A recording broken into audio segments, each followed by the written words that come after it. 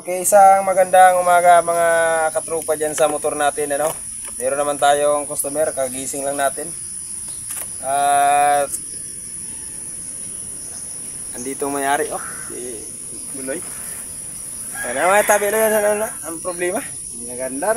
Hindi nag-andar daw? Oo. Nag-andar man, nagpatay. Oo. So, yun ang ating solusyonan. Kung bakit umaandar tapos namamatay yung andar ng makina. Okay, sa ganitong sitwasyon, pupunta tayo doon sa high tension wire. Yung high tension wire natin mga kaibigan, yun ko pakit beri ka tabil na loy. Yun. Beri ka tanggasay na. Okay, itis natin ang kuryente kung gaano ba kalakas. Sa ganitong sitwasyon, itis natin ang kuryente. Okay. Yan. Ay ba?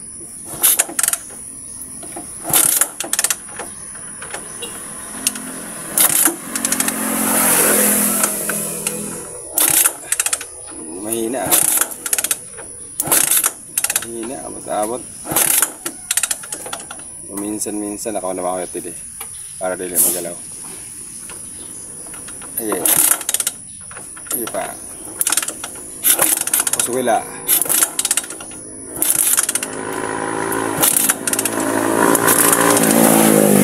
Okay. Yung tabi lo yung tangke. Tanggala daw talaga. Ito mga kaibigan, ito ang stock niya na CDI. Kung papansin niyo magkaiba sila. Magkaiba sila. You know? Iba. Ang dati niya na stock na CDI ay may 6 na wires. May 6 na wires andito. Isa ay black na may stripe na pula. And then isa na black na may stripe na puti. Ang dati niya na-stock ang pagkakilanlan ng wires na ito mga kaibigan. Ito yung ating primary coil, yung black na may stripe na pula. Itong ating black na may stripe na puti, ito yung ating kill switch. Ito yung nagpapatay ng andar ng ating makina. Tapos yung kulay black na may stripe na yellow, ito yung ating ignition coil papunta rito.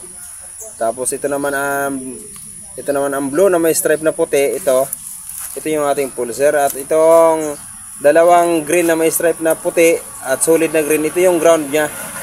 Ground ng pulser at ground ng ating buong harness, buong body. So ngayon, ang gagawin natin, isi-series natin sa ganitong sitwasyon. Okay, papalit tayo ng CDI. Ibig sabihin mga kaibigan, ang CDI na ating ginamit sa ngayon ay battery operated. So sa ganitong mga motor na di primary at medyo nagkakaedad na, kailangan na natin siya i-convert sa ating 4-pin na CDI, no? Ibig sabihin DC na siya, no? DC. Dati AC, ibig sabihin alternator current siya dati, pero ngayon AC na siya o DC, direct current na siya. So ibig sabihin dito sa wires na ito, kapag nakaharap sa iyo ang CDI, ang pagkakilanlan ng 4-pin na CDI, ang wires na ito, huwag kayong pupokus sa wires, no? Sa kulay ng wires, huwag kayong pupokus lang tayo dito sa function, no?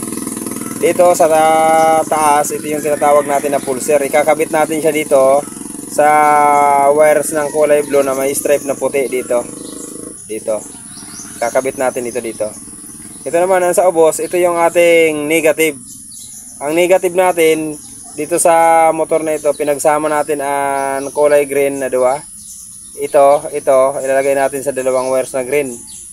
Sunod, ito, ilalagay natin ito dito sa ating black na may stripe na yellow. Itong tinatawag natin na ignition coil. Tapos ito na wire sa baba ng ignition coil, ito ilalagay natin dito sa positive. Yamang wala naman tong susian, wala namang susi ang motor na ito. So kaya dapat sana nakalagay ito sa ating accessory wires, kaya wala naman tong susian. So ilalagay natin ito dito sa ating positive. So try natin kung magkaroon na siya ng uumandar na siya once na nagpalit na tayo ng CDI. Sige daw, Gil. Convert daw, Gil. Pang ano daw? Pang ano daw? Pang series daw. Yan. Inilaba-laban mo dapat. Hindi ka dili makano. Ang taga sana ini para waran sa amok. Ini di. Laba-laba mo dapat ini. Negative. Negative. Dili. Diba? Negative.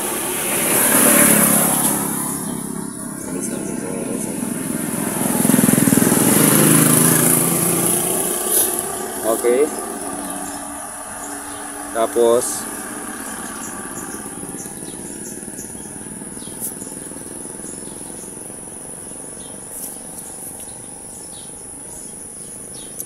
ayan, ikinabit natin mga kaibigan sa dalawang wires.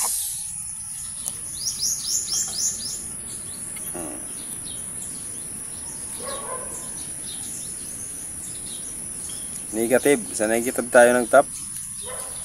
Tapos sunod natin, ayun yan na im. I-power relay na im positive. Sa pulser tayo sa taas. Ayan. Kakabit natin doon sa pulser. Tablo na may stripe na puti. Yun. Yun. Yung pulser natin. Tapos, ang natira, ignition coil. Lagay natin sa ignition coil.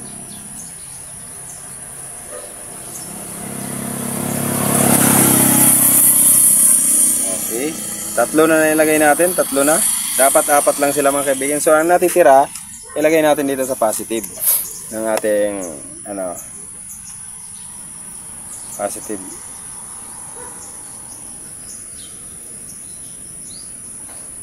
Yun.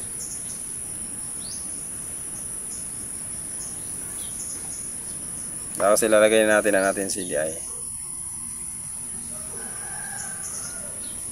Ilagay natin ang ating 4-pin na CDI. Okay, tapos subukan natin. Ayan, ang lakas ng kuryente, oh. Yun. Yun. Yun. Ayan na mga kaibigan, subukan na paandar din.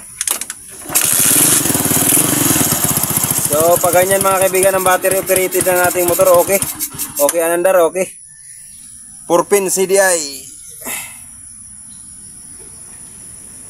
Okay, kaya kung natandaan nyo ang pag-convert sa ating CDI, kung natandaan nyo, kaya paki-like lang and share. Thank you very much sa pakibahagi at panonood.